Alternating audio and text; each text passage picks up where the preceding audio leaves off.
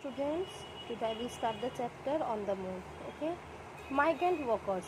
The COVID-19 pandemic brought the entire world to a lockdown. To stop the spread of the disease, India went into the largest lockdown declared in March 2020, bringing life and everything else to a complete stop.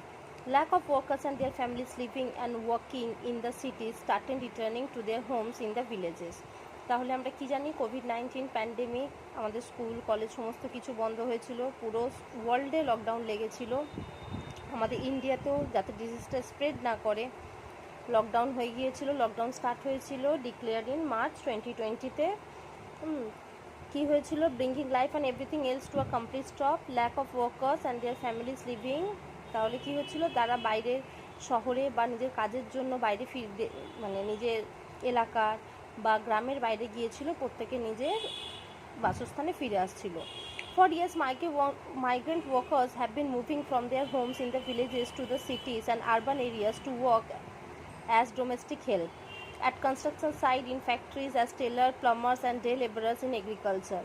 তাহলে অনেক যুগ যুগ ধরে অনেক migrant workers মানে যারা পরিচালক শ্রমিক, তারা তাদের কাজের সূত্রে গ্রামের বাইরে গিয়ে সিটিজ এবং আরবান এরিয়াতে শহরাঞ্চলগুলোতে ডোমেস্টিক হেল্প, পরিচারিকার কাজ, কনস্ট্রাকশন সাইডে, বিভিন্ন ফ্যাক্টরিতে, ট্রেডারের, প্লাম্বিংয়ের এবং লেবারার বা এগ্রিকালচারের সমস্ত কাজের জন্য বাইরে যায়।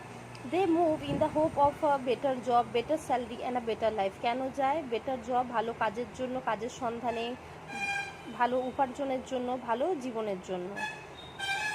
The lockdown did not just stop the trains, flights and buses, it also close their places of work. শুধু লকডাউনে কী হয়েছিল আমরা সবাই জানি, ট্রেন, ফ্লাইট, বাস সমস্ত কিছু বন্ধ ছিল। শুধু এটাও বন্ধ ছিল না, কাজের কর্মক্ষেত্রগুলোও বন্ধ ছিল। With no money, unsure of when the lockdown will end or if they will still have a job, the migrant workers had no option but to return to their villages. This time the displacement was from the cities to the villages. তাহলে কী হয়েছিল? যখন lockdown হলো তারা জানতো না তাদের কাজ আবার থাকবে কিনা। আমরা কেউই নিশ্চয়তার মধ্যে ছিলাম না যে আমরা আমাদের কাজ ফিরে পাবো কিনা। তা যারা পরিযায়ী শ্রমিক, যারা বাইরে ছিল, তাদের কাছে বাড়ি ফিরে আসা ছাড়া কোনো রকম অপশান ছিল না। দিস টাইম কী হয়েছিল? ডিসপ্লেসমেন্ট বা স্থানাচ্যুতি হয়েছিল। কী হয়েছিল? শহর থেকে গ্রামাঞ্চলে। Thousands of people all over the world leave their homes for various season and settle in another country or another city or country। তাহলে কি হয়? হাজার হাজার মানুষ পৃথিবীতে কি হয়? Leave their home for various season, তাদের ঘরদোর বিভিন্ন কারণে ছেড়ে থাকে আর বাইরের দেশে বা শহরে সেটেল ডাউন হয়। This movement or people from one place to another is called migration. তাহলে মাইগ্রেশন কাকে বলছে? এই যে মানুষ এক জায়গা থেকে অন্য জায়গায় শিফট হচ্ছে, সে কাজের জন্য হোক, পড়াশোনার জন্য হোক, যে কোনো কারণে তার গ্রাম বা শহর ছেড়ে অন্য শহরে বা দেশে কি বাসস্থান করছে, এটাকে কি বলা হয়? মাইগ্রেশন। রিজন ফর মাইগ্রেশন, মাইগ্রেশনের কারণগুলো কী কী আমরা দেখে নিই। People migrant due to several reasons, বিভিন্ন কারণে মাইগ্রেন্ট করে। Some people move to find better jobs and make living in big cities. তাহলে কিছু কিছু মানুষ কী জন্য? বেটার জবের জন্য, কাজের জন্য ছেড়ে যায়, বড় বড় শহরে চলে যায়। Poverty in the rural areas leads to migration from villages to nearby cities। তাহলে পভার্টি কি? দারিদ্রতা। দারিদ্রতায় কি হয়? রুরাল মানে গ্রাম অঞ্চল থেকে তাহলে শহরের দিকে। তাহলে মাইগ্রেশন কী জন্য বেশি হয়? পভার্টি, দারিদ্রতার কারণে মাইগ্রেশনটা বেশি হয়, যে গ্রামাঞ্চল থেকে শহরে মানুষ চলে আসে। Other move for better educational opportunities, for a better climate or for good health care.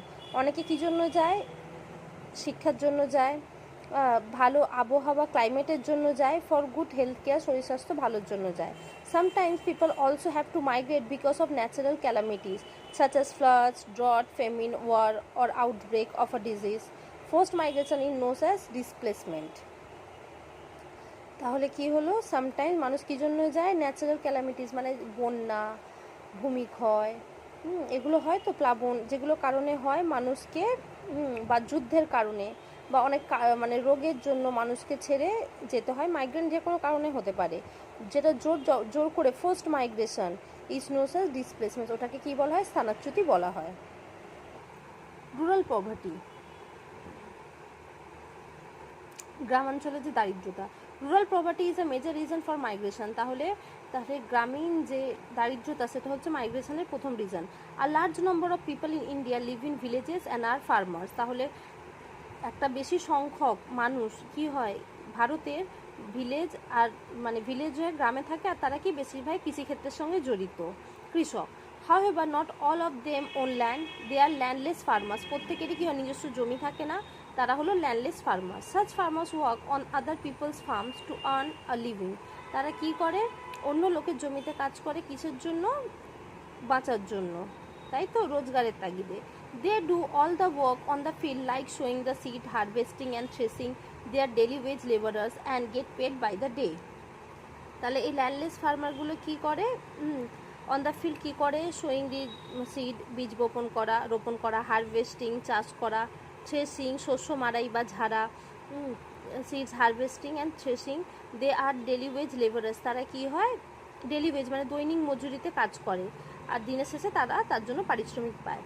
However, they do not earn enough money. যাই হোক তারা যথেষ্ট পরিমাণে রোজগার করে না। When there is no work in the field, these people travel far away from their villages in search of work. তাহলে কি হয়, তাদের তো রেগুলারের কাজ থাকে না, যখন সেখানে কোনো কাজ থাকে না, তারা কি হয় ঘর থেকে অনেক দূরে চলে যায়, গ্রাম থেকে শহরের দিকে আসে, কী জন্য, কাজের জন্য, কাজ খুঁজতে।